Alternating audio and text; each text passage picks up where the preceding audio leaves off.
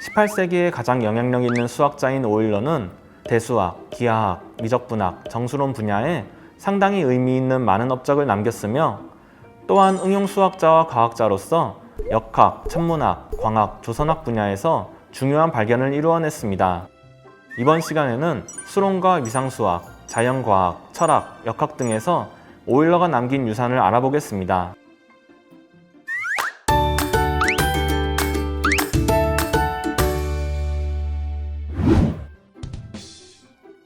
오일러는 수론 분야에서도 큰 업적을 남겼습니다. 현대 수론의 창시자인 페르마는 그의 예측에 증명을 붙이지 않았는데 페르마와 오일러 사이에 1세기 동안 그 예측을 증명하는 일에는 특별한 진전이 없었습니다. 실생활에서 수론을 응용할 만한 일이 별로 없었을 뿐만 아니라 페르마가 내놓은 문제는 많은 수학자에게 너무 어려워서 쉽게 큰 소득을 거둘 수 없었기 때문인데요.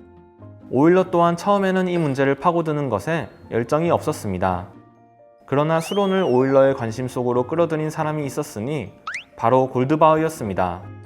당시 그는 오일러와 꾸준히 서신왕래를 하고 있었는데 골드바흐가 보인 수론에 대한 집념이 오일러의 호기심을 발동시켰고 얼마 가지 않아 오일러 또한 일반적인 수론과 특히 페르마에 증명되지 아니한 일련의 문제에 빨려 들어가기 시작했습니다. 결국 오일러는 페르마의 소수의 성질에 대한 예측에 증명을 하게 되었습니다. 페르마는 1640년에 첫 번째 타입의 소수, 즉 4로 나누어 1이 남는 소수는 반드시 유일한 방법으로 두 완전 제곱의 합으로 나타낼 수 있으며 두 번째 타입의 소수, 즉 4로 나누어 3이 남는 소수는 결코 두 완전 제곱의 합으로 나타낼 수 없다는 증명되지 않은 정리를 내놓았는데요. 예를 들어 193과 같은 소수는 4로 나눈 나머지가 1이기 때문에 위와 같이 나타낼 수 있지만 199와 같은 소수는 4로 나눈 나머지가 3이기 때문에 결코 두 완전 제곱수의 합으로 나타낼 수 없다는 것입니다. 여기서 소수를 완전 제곱의 합으로 나타낼 수 있는 것과 나타낼 수 없는 것의 두 부류로 나눌 수 있는데 오일러는 이것을 1747년에 증명했습니다. 오일러는 친화수와 완전수를 찾아내고 증명한 것으로도 유명합니다.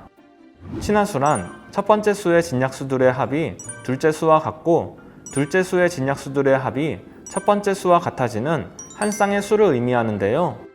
피타고라스의 첫 번째 친화수 발견 이후 오랫동안 발견되지 않다가 페르마가 1636년 두 번째 친화수를 발표했고 1638년 데카르트가 세 번째 친화수를 발표했습니다.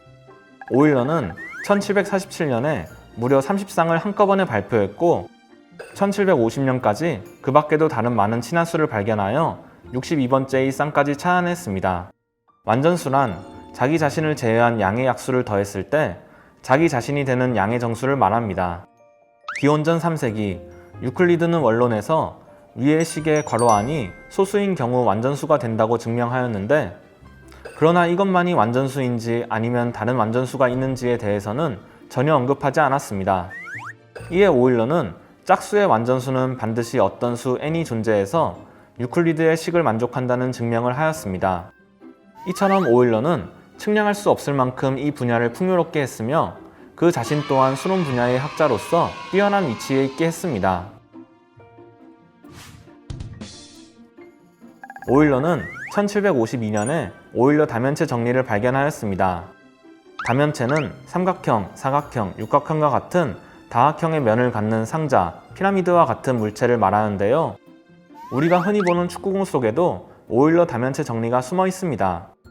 정오각형 12개와 정육각형 20개로 이루어진 32면체인 축구공은 미국의 건축학자인 벅민스터 폴러가 1940년대 고안한 지오대식 동과 모양이 같은데요.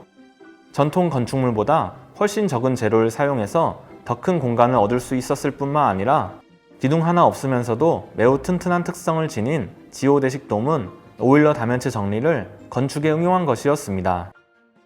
오일러는 이와 같은 다면체들에 대해 면의 수와 꼭지점의 수를 더한 값은 모서리의 수에 2를 더한 것과 같다는 사실을 발견했습니다. 이를 수학적으로 나타낸 것이 바로 이 식이며 이때 F는 면의 개수, V는 꼭지점의 개수, E는 모서리의 개수를 의미합니다. 사실 이 식을 최초로 발견한 것은 1639년에 데카르트였지만 그는 발견된 사실을 증명할 수 없었습니다. 이것을 100여 년이 흐른 뒤에 오일러가 증명해낸 것인데요. 이 식은 이후 오기스탱 루이 코시와 시몽 앙투앙 장 릴리에 의해 발전하였으며 위상수학의 시초로 여겨집니다. 또한 오일러는 육각형 또는 그 이상의 다각형만으로는 볼록 다면체를 만들 수 없고 삼각형이나 사각형 또는 오각형이 반드시 필요하다는 것을 밝혀냈습니다. 오각형으로 만들어진 다면체는 어떠한 모양이거나에 상관없이 반드시 12개의 오각형이 있어야 한다는 것도 알아냈는데요. 그렇다면 오일러 다면체 정리 공식을 한번 적용해 보겠습니다. 밑면이 정사각형인 피라미드는 5개의 면, 5개의 꼭지점, 8개의 모서리를 가지므로 이것 또한 오일러 다면체 정리 공식을 만족하게 된다는 것을 알 수 있습니다. 오일러는 또한 프리드리히 2세의 조카이자 아날트 공국의 공주인 프리데리케 사를로테를 가르쳤습니다. 1760년대 초 오일러는 그녀에게 200여 통이 넘는 편지를 썼으며 후에 이 편지들을 묶어 독일 공주에게 보내는 오일러의 편지라는 저서로 출간되었습니다. 이 책에는 오일러의 인격과 종교적 신념뿐만 아니라 수학 및 물리학과 관련된 다양한 주제에 대한 그의 설명이 나타나 있습니다. 하늘은 왜 파란지, 왜 달이 떠오를 때 더 크게 보이는지 등 일반적인 과학 내용이 포함되어 있으며 논리학에서 다이어그램을 처음으로 창안했습니다. 우리가 흔히 벤 다이어그램이라고 부르는 것은 사실 오일러 벤 다이어그램이 더 정확한 표현인데요. 원을 가지고 포항 관계를 표시하여 추론하는 오일러의 시도는 벤의 논문보다 약 120년 전인 1760년 독일 공주에게 보내는 편지에 나타납니다. 벤 자신도 그의 1880년 논문에서 벤 다이어그램이라고 하지 않고 오일러 원이라고 불렀습니다. 또한 1755년 파리 아카데미에 제출한 논문 유체의 운동의 일반 법칙들은 유체의 운동을 방정식으로 기술한 현대 유체 역학의 출발점이 된 것으로 평가받고 있으며 1765년 강체 역학에서 오일러는 고체의 운동을 질량의 중심과 이 점의 회전으로 분해시키는 방식으로 고체 역학을 다루었습니다. 그는 운동의 일반적 방정식에 도달했습니다. 물리학이나 공학에서 중요한 개념인 관성 모멘트는 오늘날 기계들을 설계하는 데 있어서 핵심 원리인데 오일러에 의해 처음 도입된 것이었습니다. 이렇듯 오일러의 많은 업적이 아카데미의 명성을 키웠음에도 불구하고 그는 프리드리히 2세의 분노를 불러일으켜 결국 베를린을 떠나야 했습니다. 베를린을 떠난 오일러는 또다시 시련을 겪게 되는데요. 다음 시간에는 베를린을 떠난 오일러가 어디로 갔는지 그리고 그가 사망하기 전까지의 일들에 대해 알아보도록 하겠습니다.